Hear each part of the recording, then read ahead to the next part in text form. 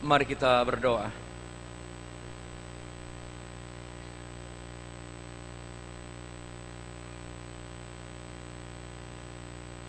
Ya Roh Kudus, beri kami kekuatan, akal budi untuk memahami akan firman-Mu hari ini, juga kekuatan batin untuk boleh mempercayai menerimanya dengan iman, serta kekuatan untuk melakukannya.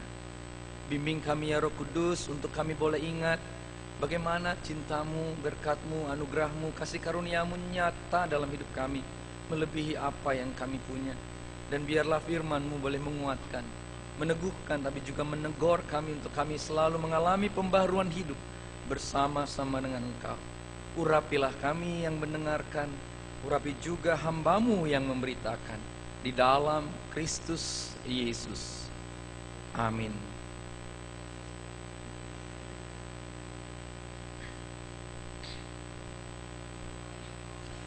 Mari kita bersama-sama memperhatikan surat Paulus kepada jemaat di Galatia, pasal 2 ayat 15 sampai dengan 21.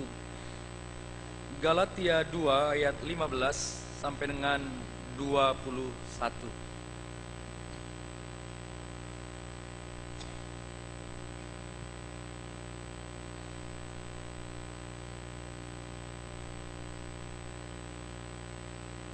Galatia 2 ayat 15 sampai 21.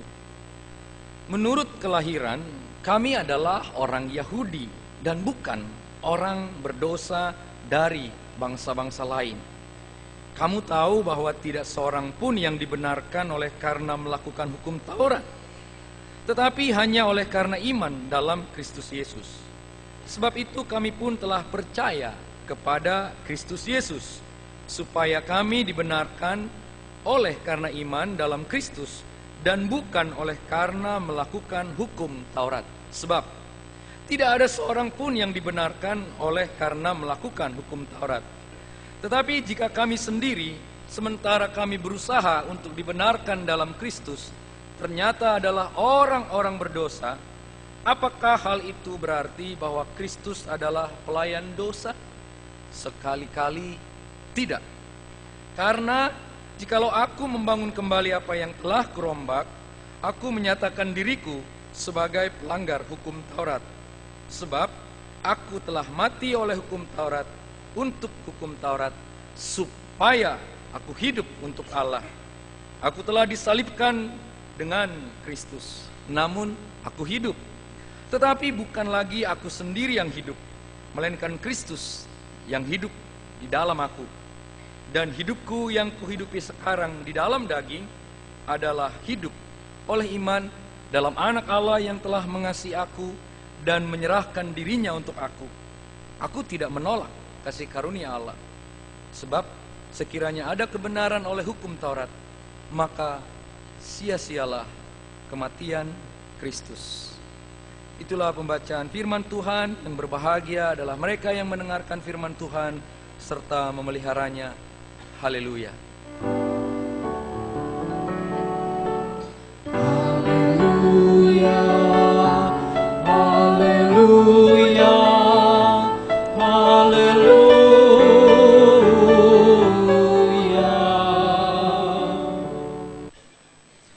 Saudara yang terkasih dalam Tuhan Yesus Kristus, saya mengawali khotbah ini dengan sebuah peristiwa yang membuat kita bertanya tentang pelayanan. Banyak sekali orang sejak kecil sudah melayani dengan luar biasa sampai dewasa. Jadi guru sekolah minggu, jadi penatua, paduan suara, pemain musik. Tapi di satu titik, di satu momen, mereka menyangkal Yesus.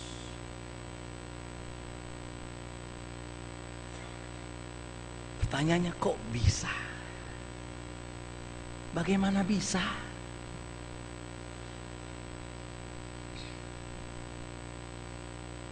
Tak perlu mencari kambing hitam untuk itu. Tapi paling tidak, kita boleh merenungkan. Kenapa bisa seperti itu? Saudara yang terkasih, maka ada dua jawaban yang besar untuk bisa mengerti atas pertanyaan itu, kok bisa? Yang pertama, jangan-jangan sejak awal motivasinya salah. Bahkan tahun pertama lewat, tapi motivasinya masih salah. Bahkan sampai 15 tahun juga motivasinya masih salah. Ya, itu kebanyakan lah. Kebanyakan jawaban orang. Tapi apabila jawaban yang kedua ini saya sampaikan, maka itu langka untuk GKI. Mungkin Bapak Ibu tersinggung, mungkin juga marah, kesal. Tapi ini menjadi sebuah refleksi bagi kita. Karena kadang jawaban ini juga bahaya. Yaitu jawaban, kan orang tua saya Kristen, opung saya pendeta, bapak saya dulu pendatua. Ya pokoknya nerusin aja. Kan paling tidak menjadi sebuah kebanggaan tersendiri. Saudara, ketika ungkapan itu dimunculkan, bisa jadi ada benarnya. Bahwa karena saya sudah lahir Kristen, gak bisa diubah lagi. Saudara,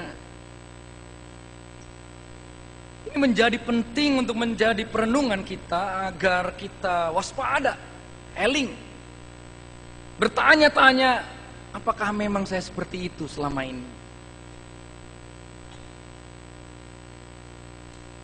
Sehingga terjadilah kisah di awal tadi, menyangkal Kristus dalam perjalanan. Saudara yang terkasih, banyak sekali jenis pelayanan yang kita lihat. Pertama, kita bungkuslah itu dengan nama gereja, gedung gereja.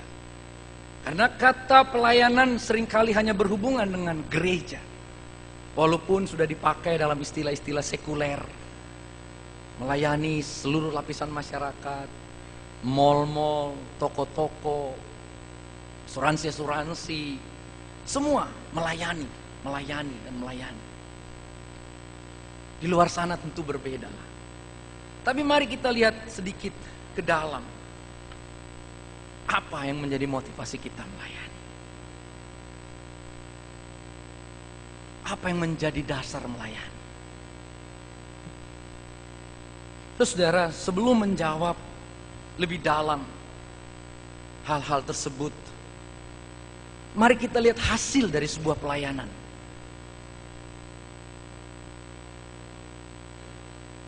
Ternyata masih ada luka. Mungkinkah seorang yang melayani melukai sesamanya? Atau pindah gereja tidak atestasi? Dan itu banyak. Dalam persiapan persidangan klasis 13 jemaat, kami menemui beberapa jemaat klasis Jakarta 2 trennya menurun. Ya, itu namanya dengan data-data menurun, jumlah kebaktian minggu menurun. Lalu masing-masing BPMK, penatua dan penatua bertanya pada jemaat, apa yang menyebabkan menurun? Ya. Tetapi yang kedua yang menarik adalah bahwa banyak simpatisan. Dalam arti, katakanlah simpatisan GKI. Loh, kok di sini? Pindah aja dong. Udah dilawat. Bapak Ibu, mana?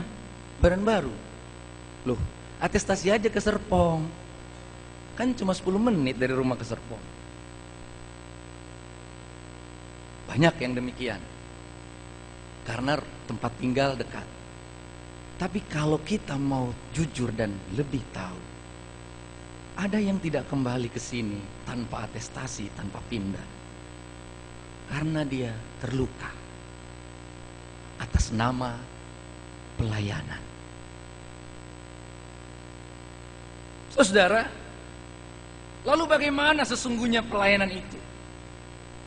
Tidak masalah awalnya dengan segala motivasi, mungkin saja. Tetapi ada langkah berikutnya yang perlu dilakukan. Kisah sederhana pengalaman SMA atau kita yang sekolah di sekolah negeri, lalu akan ada ibadah hari Jumat saat saudara-saudara kita muslim sholat, maka ada sebuah ruangan kelas dijadikan tempat ibadah. Maka kakak-kakak kelas suruh adik-adik kelas, nanti pas kelas itu selesai bubaran, tolong ya atur meja-meja ke pinggir, kursi-kursi kayak kebaktian. Mau dong semua? Mau. Ya saudara Pak, kamu jangan lupa pinjem mic, speaker ke kantor guru, pinjem gitu. Terus begitu. Begitu awal pelayanan. Dan orang, kita senang.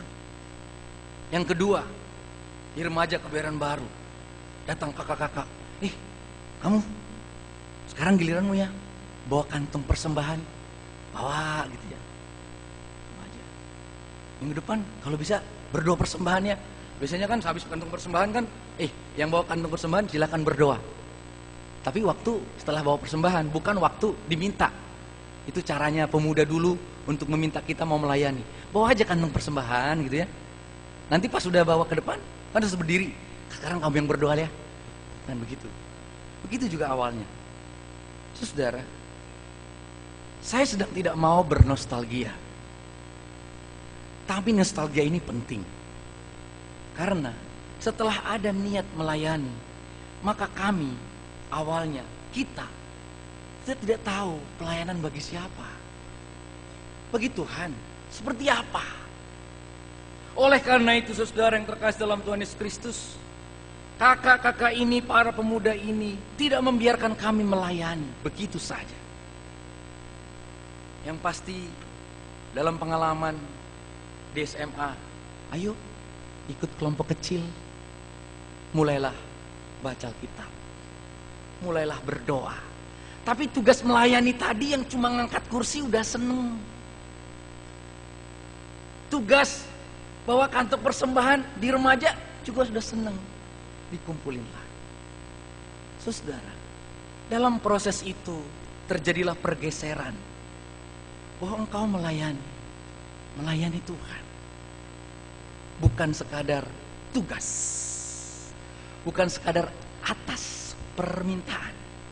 Bukan karena papaku adalah penatua dan pendeta dan opungku adalah guru Injil serta semua yang sudah melayani gereja.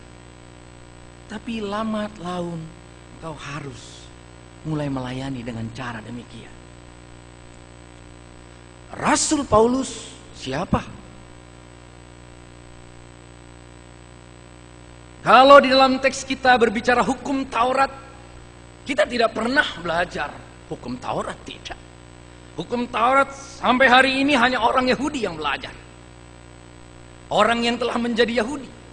Bahkan tidak semua juga lulus hukum Taurat. Ada satu pribadi yang lulus, yang luar biasa, menguasai. Ada prinsip dalam hukum Taurat. Sekali engkau membaca hukum Taurat, engkau harus melakukannya, tidak sepotong-potong. Dalam bahasa Alkitab, kalau kau baca Kejadian sampai Wahyu, engkau tidak ada lagi main-main dan gak boleh macam-macam terhadap hidupmu, terhadap apa yang kau baca. Gak ada lagi, gak ada macam-macam. Harus serius, dan Paulus ada di sana.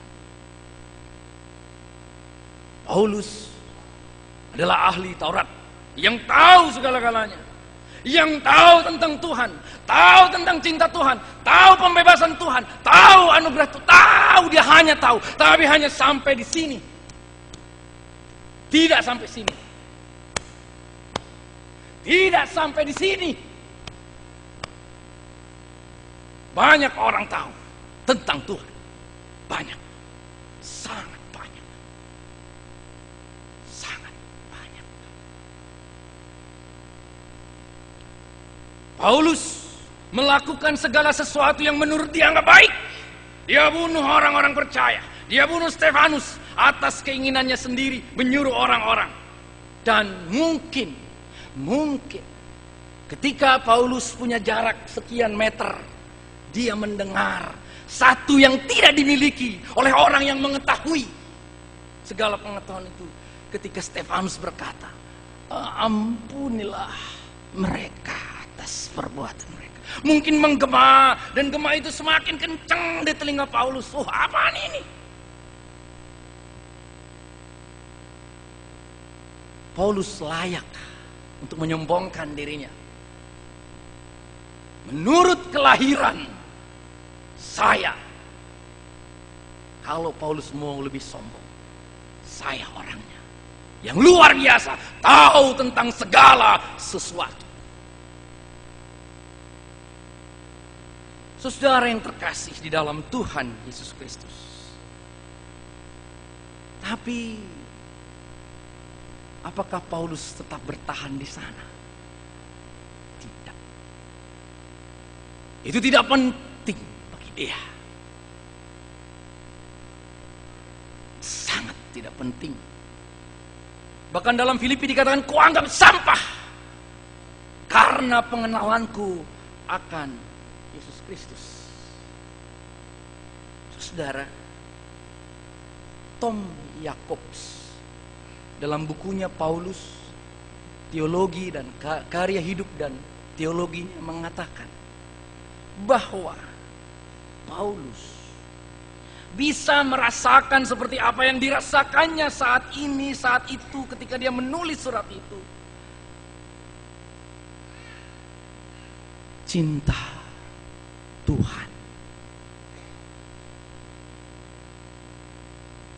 Dia sekarang dipanggil Tuhan untuk memindahkan segala pengetahuan yang ada di sini pindah ke hati.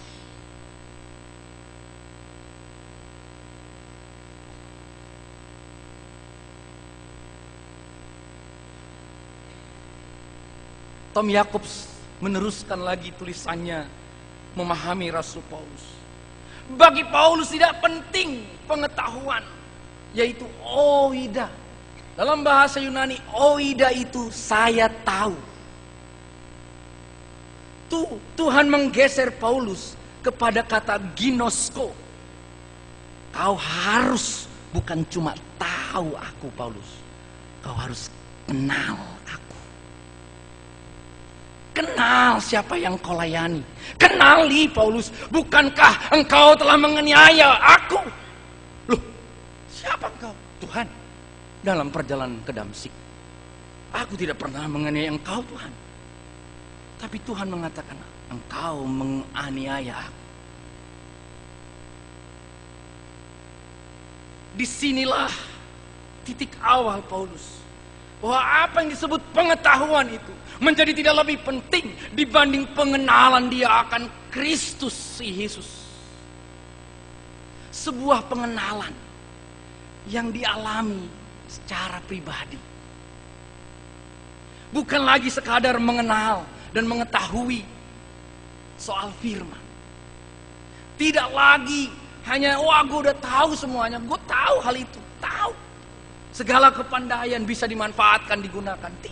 Tidak lagi, dan bukan itu yang terpenting. Dan inilah titik balik Paulus untuk mengalami perubahan. Kuanggap sia-sia semuanya itu.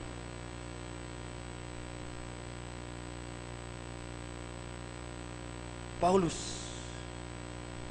rubah dengan dia melihat satu titik yang lain. Dengan kalimat yang luar biasa, bukan aku lagi sendiri yang hidup, melainkan Kristus. Tetapi juga Paulus tidak mematikan apa yang disebut dengan kedagingan, tidak dimatikan apa yang disebut kemanusiaan. Walaupun saya juga selalu mengingatkan kepada kita sekalian, terutama dalam pelayanan-pelayanan yang kecil, dalam lingkup kecil, Jangan pernah berbicara lagi dalam pelayanan, kita kan manusia. Itu bukan level orang percaya untuk mensahkan dosa, untuk mensahkan kesalahan. Tidak, kita tidak mau bicara level itu. Tidak, betul, kita manusia. Itu menunjukkan bahwa di dalam kemanusiaan ini yang perlu kita andalkan adalah Kristus. Hidup yang kuhidupi sekarang di dalam daging. Itu Paulus berarti mau mengakui bahwa dia punya kelemahan, punya kekurangan, punya segala sesuatu yang bisa saja menampakkan segala sesuatu yang tidak disukai oleh banyak orang. Adalah oleh iman. Iman. Saudara yang terkasih dalam Tuhan Yesus Kristus, sedikit menyambungkan dengan cerita kisah remaja SMA tadi. Pesan itu tidak pernah hilang dari hidup dan ingatan saya bahwa saat engkau mulai melayani dan setelah itu engkau mulai mengenal Kristus, akan selalu ada dorongan untuk melayani.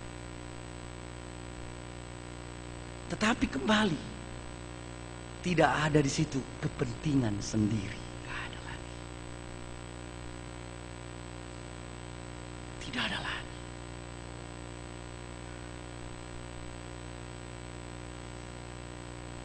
Saudara, memang tidak mudah. Tetapi pembaharuan atau berubah dalam sebuah pelayanan itu penting. Kemarin dalam peneguhan penatua dan juga pelantikan badan pelayanan, saya mengucapkan hampir ada kalimat yang sama. Izinkan Tuhan dalam 3 tahun pelayanan saudara mengubah saudara. Izinkan dalam 2 tahun masa pelayanan BPJ, izinkan Tuhan mengubah saudara. Seperti apa sih berubah? Seperti apa, saudara? Sulit berubah, iya, sangat sulit. Tetapi kita butuh sebuah keberanian. Bahasa yang luar biasa dikatakan, dari dia, oleh dia, untuk dia. Saudara dan saya ada sekarang ini, bisa melayani seperti sekarang ini, itu cuma karena dia.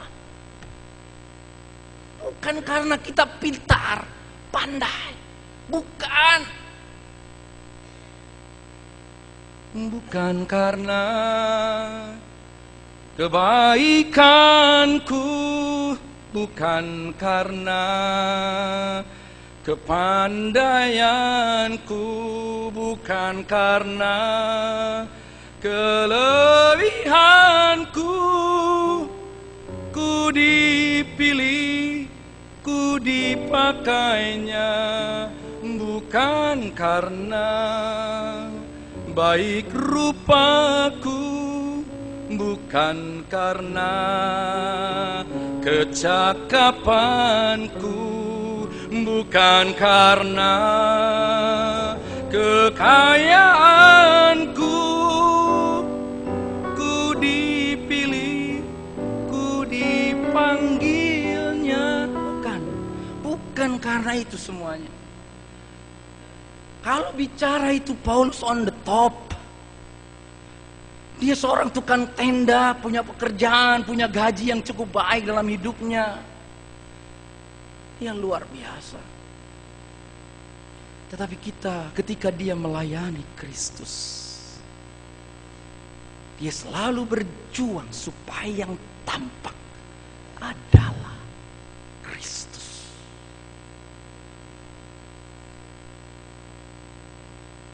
Dan yang hanya bisa melihat itu adalah orang lain, bukan kita.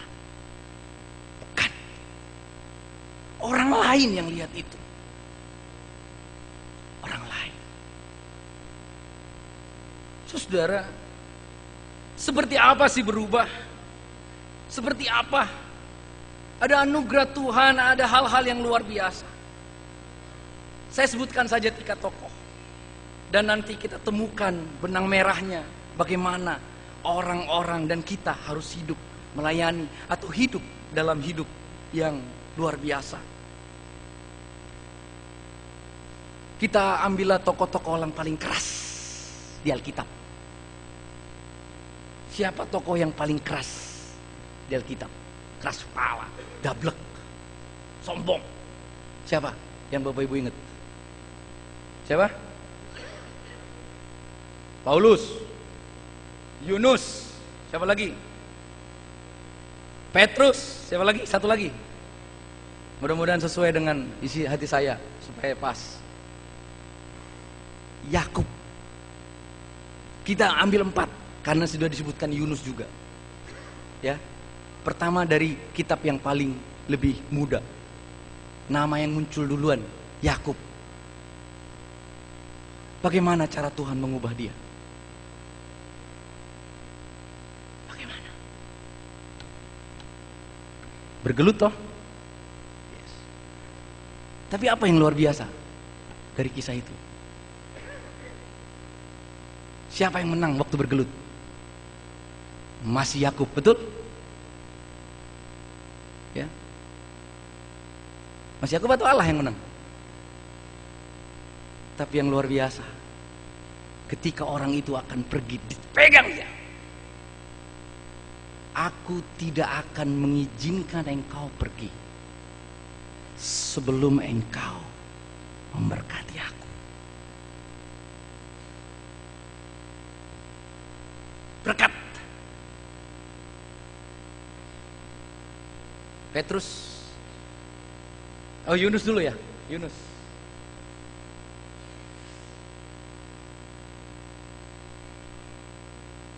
Ceburin dulu ke laut. Ya. Ceburin ke laut. Pergi akhirnya? Pergi.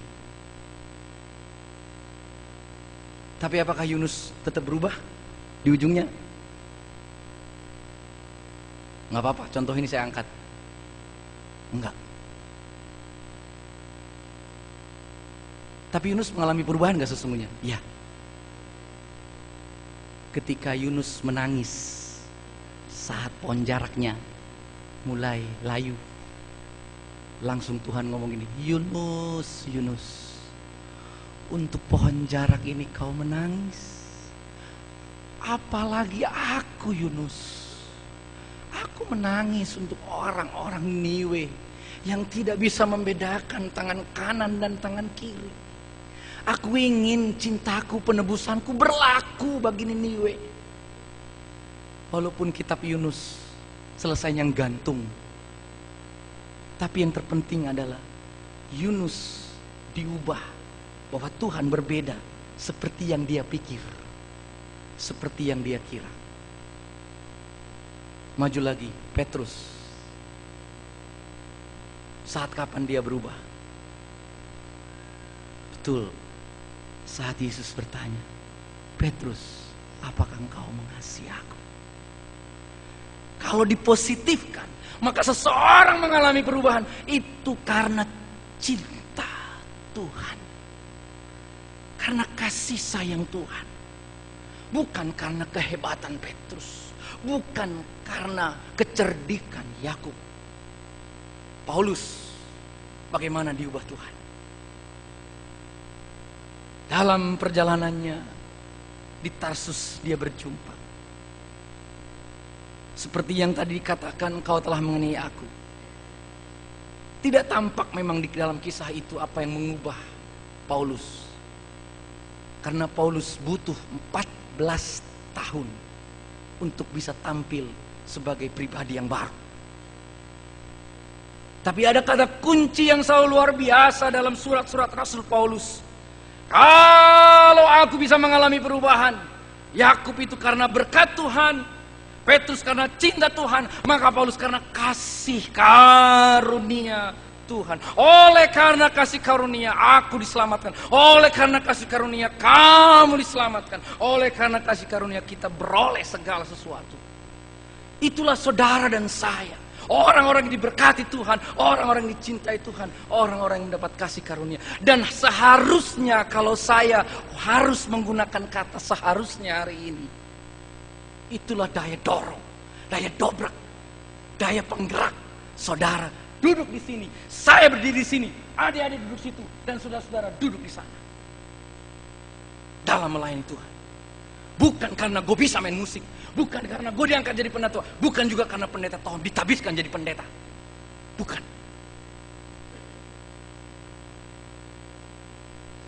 Karena kalau masih itu, saudara dan saya sulit untuk berubah. Tetapi kerelaan berubah adalah kerelaan dalam lebih lagi mengenal Dia. Dalam rangka mengenal Dia, mengasihi Dia, mencintai Dia. Kalau Dia telah memberkati, mengasihi dan memberikan kasih karunia, itu memungkinkan kita juga untuk mengalami perubahan. Seperti apa sih mengalami perubahan Bapak Ibu? Ini pertanyaan seorang penatua dalam persiapan ibadah di GKI Gerah. Bang Tohom. Panggil Bang juga di sana mulai dimarahin, penatua panggil pendetanya Bang. Untung di sini belum dimarahin ya. Bang Tohom. Gimana ya ngadepin orang? Kita tuh udah baik. Kita udah berjuang. Dianya kagak berubah. Dianya kagak berubah. Maksudnya tersangka ini gak berubah gitulah ya. Gimana caranya? Jawabannya hampir sama. Semua buku mengatakan, kamu yang berubah, bukan dia.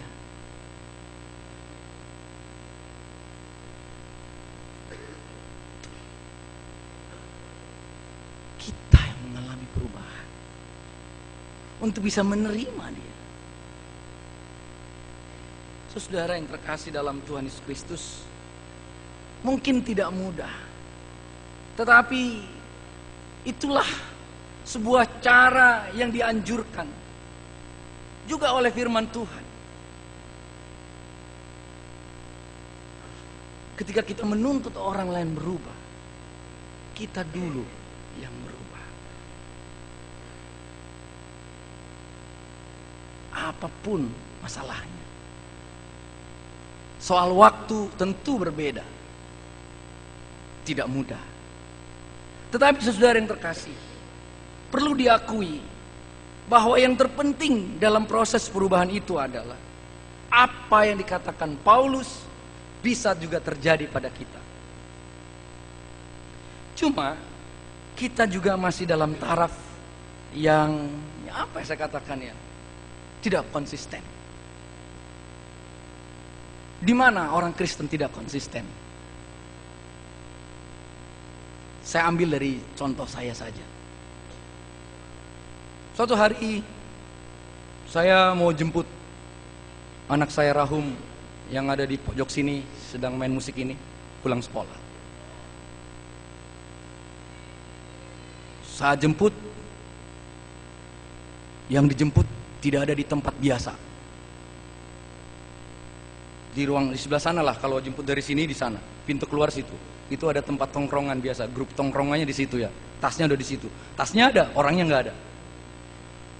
Ya sementara lagi nunggu orang pulang gitu, ada seorang ibu memasukkan botol minum ke sepeda motornya.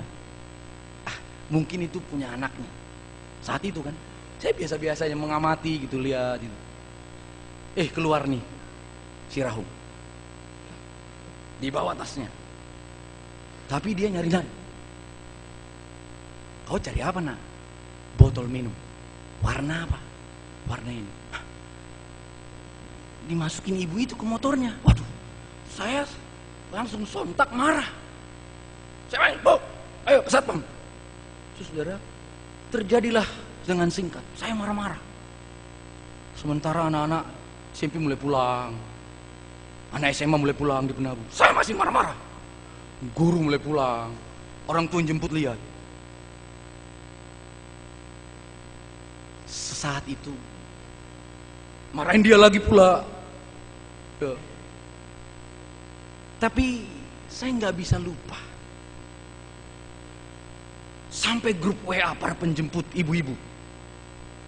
Hei teman-teman, ada seorang bapak yang menurut teman saya seorang pendeta sedang marah-marah dan teriak-teriak di penabur. Waduh Tuhan Yesus, waduh, jadi tersangka saya. Aduh, gimana nih?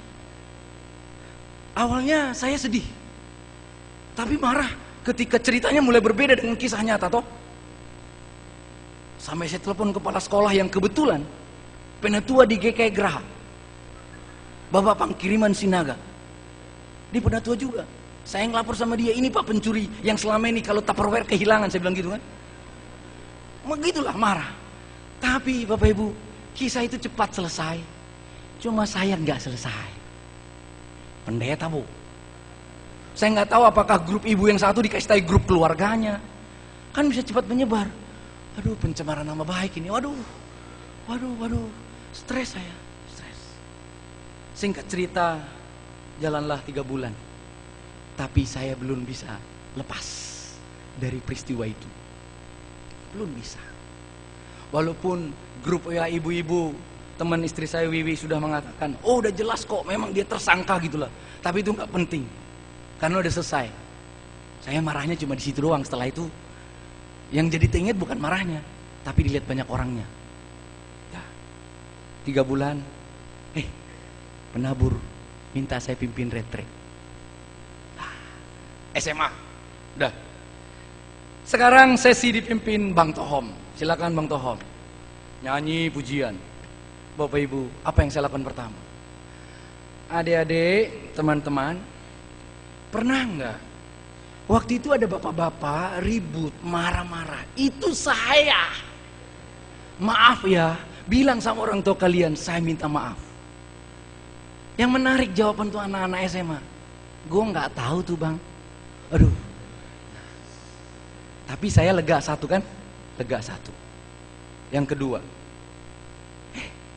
Pak Tohom, pimpin dong persekutuan ibu-ibu penjemput. Waduh. Ini gimana? Kapan Bu? Ya tanggal segini. Siap. Udah ngebayangin muka ibu-ibu ini. Ini jangan-jangan mereka adalah penerima WA. Waduh. Udah. Saya pimpin lah. Saya pimpin. Pas giliran saya khotbah, kembali MC-nya bilang, silakan Pak Tohom pimpin, temanya kasih setia Allah dalam keluarga. Saya pimpin lah. Tapi sebelum berdoa, kembali saya lihat wajah ibu-ibu. Yang bapak-bapak cuma organisnya doang. Saya lihat ibu-ibu. Ibu-ibu, kalau pernah ada WA, ada kabar dari anak ibu-ibu, ada bapak-bapak yang marah-marah, itu saya. Saya minta maaf. Tapi kembali, saya dimaafkan. Saudara-saudara, kira-kira kalau Bapak Ibu jadi saya, senang sekali. Saya bahagia sekali. Diampuni, diterima kembali. Paulus juga demikian. Paulus diterima oleh Tuhan, dicintai oleh Tuhan, diberkati oleh Tuhan, diterima apa adanya, dan membiarkan Paulus ada dalam hidup Kristus. Saudara, untuk memancarkan Kristus dalam hidup tidaklah mudah. Persoalannya adalah itu pendeta Tohom Tumpal Mariso Pardede. Kalau yang bapak-bapak di situ yang marah, kira-kira respon Bapak Ibu terhadap Bapak Ibu itu apa? Biasa saja bukan? Biasa enggak? Biasa enggak? Kalau yang marah di sana Bapak Roy, anaknya juga penabur tuh, tetangga kami. Biasa, Pak Roy cuma karyawan biasa di kantornya, bukan pendeta. Dan itulah inkonsistensi kita. Kadang kita hanya mengenakan pada seorang pendeta, hanya pada orang lain, tapi kita tidak mau mengenakannya pada diri sendiri. Pelayanan juga demikian. Perubahan bukan hanya terjadi pada orang yang kita sebut melayani, tapi pada setiap orang percaya. Karena saat orang percaya telah ditebus, telah dikasih Tuhan, dia pun sesungguhnya diminta untuk melayani. Baik gereja, baik rumah tangganya, baik keluarganya, baik masyarakat. Jadi yang harus tampak adalah Kristus. Yang harus terlihat adalah Allah sendiri, Tuhan sendiri, dalam semangat diberkati, dicintai, dan dikaruniai. Saudara, bayangkan itu adalah saudara. Ayo, jangan takut untuk berubah. Jangan. Izinkan Tuhan mengubah saudara dan saya. Melalui peristiwa, melalui rekan, melalui apa saja. Yang mungkin juga nggak pantas terjadi.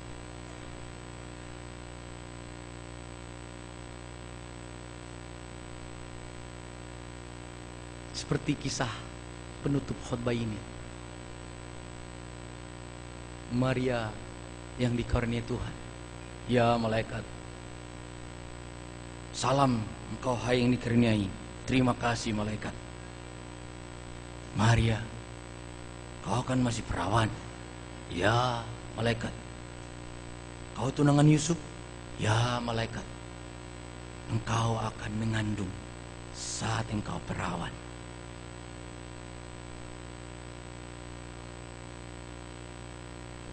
Tapi aku kan belum bersuami malaikat.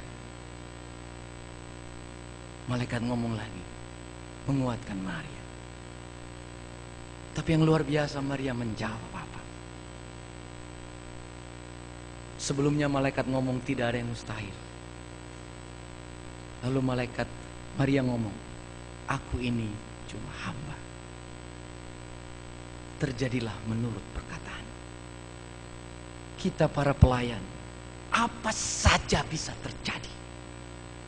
Konflik, saling melukai, dalam banyak hal bisa terjadi. Tapi jangan segera mutung, jangan segera marah-marah, jangan juga segera pindah gereja, jangan juga pindah kebaktian.